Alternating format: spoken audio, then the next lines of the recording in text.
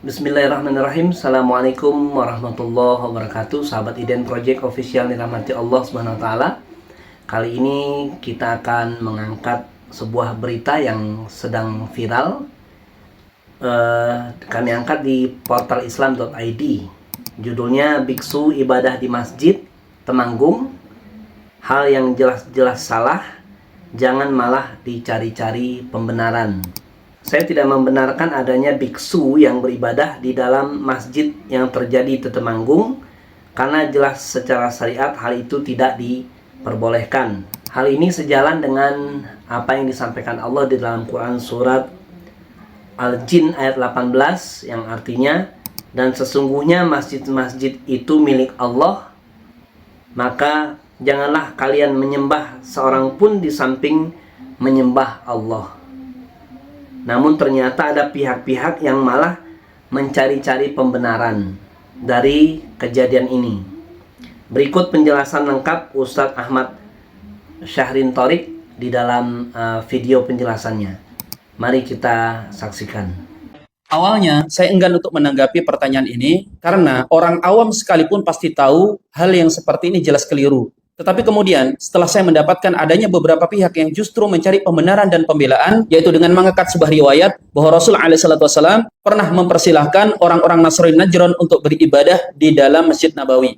Padahal jelas, menggunakan riwayat tersebut sebagai dalil untuk membolehkan agama lain beribadah di dalam masjid, itu kekeliruan yang sangat fatal. Baiklah, berikut ini 8 penjelasan kami tentang masalah ini. Yang pertama, riwayat tersebut adalah riwayat yang lemah, tidak disebutkan dalam kitab-kitab induk hadis manapun. Yang kedua, riwayat tersebut adanya tercantum di dalam kitab tafsir dan kitab sejarah.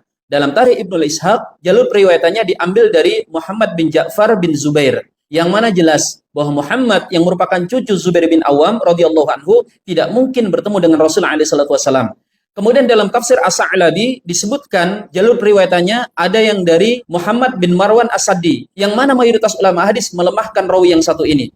Kemudian jalur selanjutnya adalah dari Abdullah bin Ja'far Ar-Razi, yang menerima periwayatan tersebut dari Rabi ibn Anas, yang mana kemudian para ulama mengatakan apabila dua rawi ini bertemu, maka hadisnya lemah. Maka secara kesimpulan, jalur periwayatan kisah ini adalah lemah sehingga tidak bisa digunakan sebagai dalil. Yang ketiga, seandainya saja periwayatan tersebut bisa diterima, bukan untuk melegalkan semua agama boleh beribadah di dalam masjid. Kita perlu tahu orang-orang Nasrani Najran itu adalah yang nenek moyangnya dikisahkan dalam surah Al-Buruj, yang mereka adalah orang-orang beriman yang dibantai oleh Raja Zalim dari Yaman, yang bernama Dzunwas, yang mana kemudian anak keturunan mereka ini yang bertemu dengan Rasul SAW, mereka masih sangat mirip dengan ajaran Nabi Isa yang murni. Sehingga tata cara ibadah mereka tidak seperti tata cara ibadah orang-orang Nasrani hari ini. Mereka masih ruku dan sujud seperti yang dilakukan oleh sebagian sekte Nasrani dan orang-orang Yahudi yang bahkan sampai hari ini masih bisa kita temui. Yang keempat, riwayat tersebut dijadikan oleh para ulama sebagai bahan bahasan untuk menentukan hukum tentang orang-orang non-muslim yang masuk ke dalam masjid. Apakah boleh atau tidak? Bukan untuk membolehkan mereka beribadah di dalam masjid.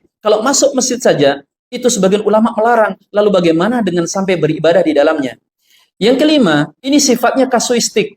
Rasul SAW dalam bahasa yang benar di hadis itu bukan mempersilahkan, tetapi membiarkan. Ketika mereka mulai ibadah di salah satu tepi masjid, itu beberapa sahabat tidak meringkusnya, tetapi Rasul melarangnya. Seperti kasusnya ketika ada orang Badui masuk ke dalam masjid dan kemudian pipis di dalam masjid. Saat para sahabat tidak meringkusnya, Rasul melarang. Karena tentu kalau diringkus, dikejar, akan membuat najis itu tersebar kemana-mana. Tentu hadis ini tidak bisa kemudian menjadi dalil bolehnya atau membiarkan orang lain pipis di dalam masjid. Sama dengan riwayat tersebut, jika memang riwayat itu bisa diterima, dengan membiarkannya, Rasulullah SAW memberikan semacam pesan bahwa sumber ajaran yang beliau bawa itu sama dengan apa yang dibawa oleh Nabi Isa alaihissalam. Hal ini terbukti begitu mereka kembali ke Najron, sebagian besar mereka telah masuk ke dalam agama Islam. Yang keenam, sebagian ulama menjadikan bahasan hadis ini adalah untuk menentukan hukum bolehnya orang di luar Islam masuk ke dalam masjid atas izin takmir atau kaum muslimin setempat, tetapi tidak untuk Masjidil Haram dan Masjid Nabawi. Yang ketujuh, tentang larangan umat lain beribadah di dalam masjid, menyembah Tuhan selain Allah, itu tegas dan jelas. Jangankan orang di luar Islam, orang Islam saja tidak diizinkan menyembah Tuhan selain Allah atau menyembah siapapun di dalam masjid kecuali Allah Subhanahu wa taala. Allah taala berfirman, "Wa annal masajida lillah fala tad'u ma'allahi ahada." Sesungguhnya masjid itu adalah kepunyaan Allah. Jangan engkau menyeru menyembah siapapun di dalamnya selain Allah Subhanahu wa taala. Dan ketika menjelaskan ayat ini, Al-Imam Ibnu Rajab mengatakan, "Fakama annahum la yumkinuna min fi'li ibadatihim fil masajid, fakadzalika la yanbaghi lil muslimin an yusallu salawatihim fi ma'abidil kuffar allati hiya maudi'u kufrihim." Sebagaimana orang-orang di luar Islam itu tidak boleh beribadah di dalam masjid-masjid, demikian juga hendaknya orang muslim tidak menyembah Allah di tempat ibadah-ibadah mereka, yang mana tempat ibadah tersebut adalah sumber kekufuran mereka. Yang kedelapan, para ulama telah sepakat tentang masalah ini. Jika alasannya tentang bab toleransi, Anda tidak akan kekurangan dalil bagaimana ajaran toleransi dalam Islam. Makna toleransi dalam Islam itu bukan berarti kita menyamakan agama lain dengan agama kita, apalagi kemudian mencampur ajaran agama lain dengan agama kita. Sebagai contoh, namanya toleransi. Kalau ada orang misalnya sarapan pagi, yang satu minum teh, yang satu ngopi. Yang namanya toleransi adalah yang tidak suka kopi, minum tehnya. Dan yang suka kopi, minum kopinya tanpa mengganggu yang minum teh. Jangan sampai atas nama toleransi, kemudian antara teh dan kopi itu dicampur, maka dengan ini justru yang minum kopi tidak akan bisa menikmati kopinya, yang minum teh tidak akan bisa menikmati tehnya. Maka hal yang seperti ini tidak ada kaitannya sama sekali dengan bab toleransi. Bahkan tidak bisa dikatakan menghormati. Justru ini lebih tepatnya pelecehan. Melecehkan agama Islam sendiri dan juga melecehkan agama yang bersangkutan. Jadi sahabat IDN Project Official yang dirahmati Allah Subhanahu wa taala, izinkan kami menambahkan beberapa poin yang disampaikan oleh Ustadz Ahmad Syahrin Thorik. Kami akan membacakan artikel di konsultasisyariah.com. Judulnya, bolehkah orang-orang kafir masuk ke dalam masjid? Ada seorang muslim bertanya, Assalamualaikum warahmatullahi wabarakatuh. Apa hukumnya seorang Nasrani atau orang selain muslim masuk ke dalam masjid? Ya, jawabannya langsung saja. Pertama, orang kafir tidak boleh masuk masjid, baik masjid di tanah haram Mekah maupun masjid di luar tanah haram. Ini adalah pendapat Imam Ahmad dalam salah satu riwayat beliau. Hanya saja sebagian ulama Hambali membolehkan jika ada maslahat atau kebaikan untuk kepentingan masjid, seperti memperbaiki bangunan atau semacamnya. Al-Buhuti, ulama mazhab Hambali, mengatakan tidak boleh bagi orang kafir untuk masuk masjid meskipun di selain tanah haram, sekalipun dengan izin orang muslim, berdasarkan firman Allah yang artinya, hanya yang memakmurkan masjid-masjid Allah itulah orang-orang yang beriman kepada Allah dan hari akhir. Disebutkan di dalam Quran surah At-Taubah ayat 18. Yang boleh masuk masjid adalah orang-orang kafir zimni, orang-orang yang hidup di bawah kekuasaan daulah Islam. Itu disebut dengan kafir zimni, yang mereka membayar jizyah kepada daulah, kepada pemerintah Islam. Termasuk di dalamnya adalah muwahhid dan musta'min.